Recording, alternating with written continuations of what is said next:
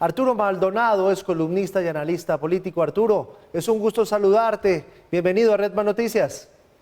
Qué gusto, buenas noches. Bueno, Arturo, ¿cómo descubrieron, cómo llegó la prensa de Perú a esta historia tan impresionante? Bueno, hay que decir que esto es producto de una investigación periodística de un periodista en particular que efectivamente descubrió el tema del expresidente Martín Vizcarra y de ahí, bueno, esto cayó como una bola de nieve, ¿no? Hubieron ya después más funcionarios, se sabía que había una lista y por lo tanto algunos otros funcionarios previendo que esto se iba a hacer público iban manifestando poco a poco, digamos, que efectivamente habían sido parte de esta vacunación oculta, ¿no? Y, digamos, y eso devino en también en varias renuncias. Arturo, cuando la prensa llega a las más altas instancias del gobierno, con la historia, con las evidencias, ¿cuál es la reacción? ¿Cómo reacciona el gobierno peruano?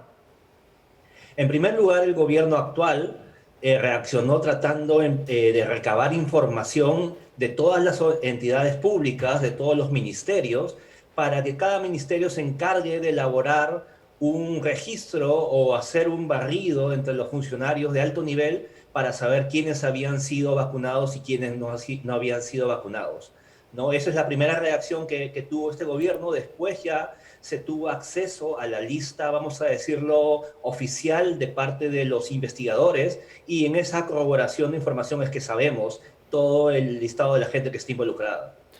Son 486, tú me corregirás, Arturo. En esa lista, ¿qué Sí, podemos encontrar? Aparte de la ex canciller y de otros funcionarios de gobierno, ¿qué otros sectores de la sociedad, qué otros personajes públicos decidieron vacunarse? hay muchísimo, la variedad es muy grande y sobre todo, digamos, porque podemos empezar efectivamente con los miembros de funcionarios públicos y sus familias.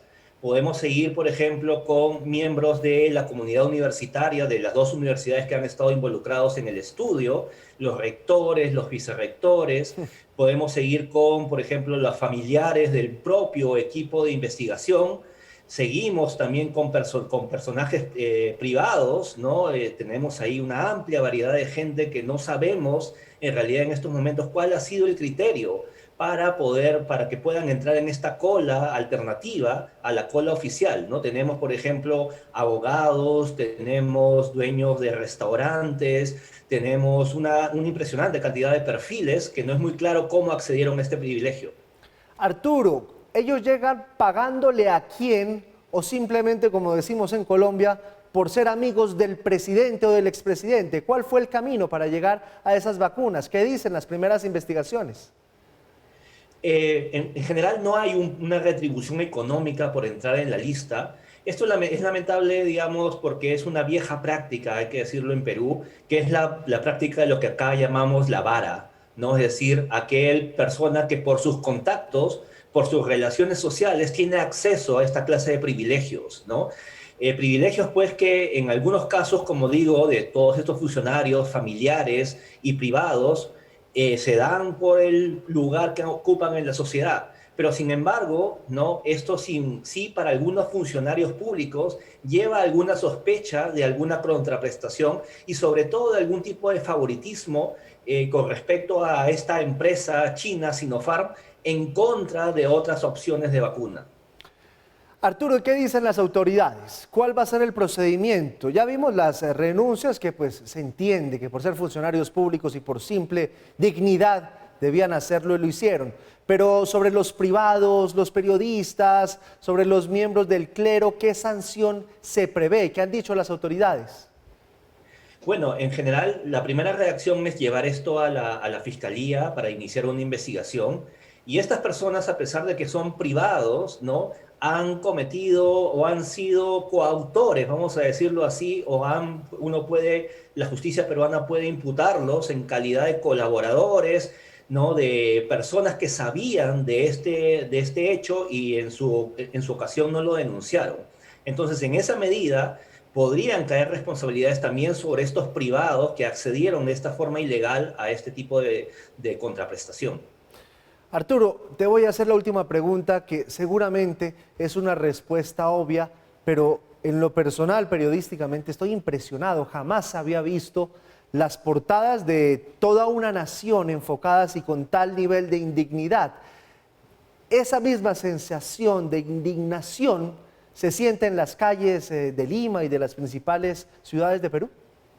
Sin duda, yo creo que ha sido durante todo este periodo trágico, que hay que decirlo, de casi un año que tenemos con este problema de la pandemia y siendo uno de los países que ha sido dentro del grupo de los más golpeados en el mundo, esto pues es un golpe a la moral nacional, es una infamia, como le llamamos aquí, ¿no? De que estas personas han cometido, ¿no?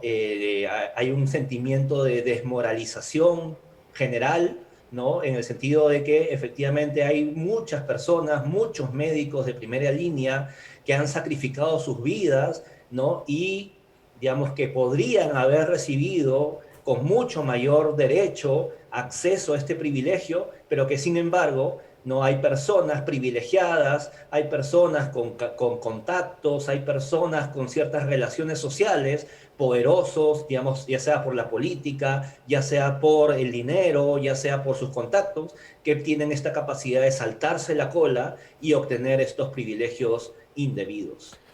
Pues Arturo Maldonado, columnista, analista político. Pues querido Arturo, de todo esto queda algo bueno y es la admiración por esa fortaleza de la libertad de prensa en nuestro querido Perú. Qué valentía para sacar a flote esta situación tan delicada. Esperamos que vengan tiempos mejores. Un gran abrazo desde Colombia. Un gran abrazo, muchas gracias y seguramente llegarán tiempos mejores.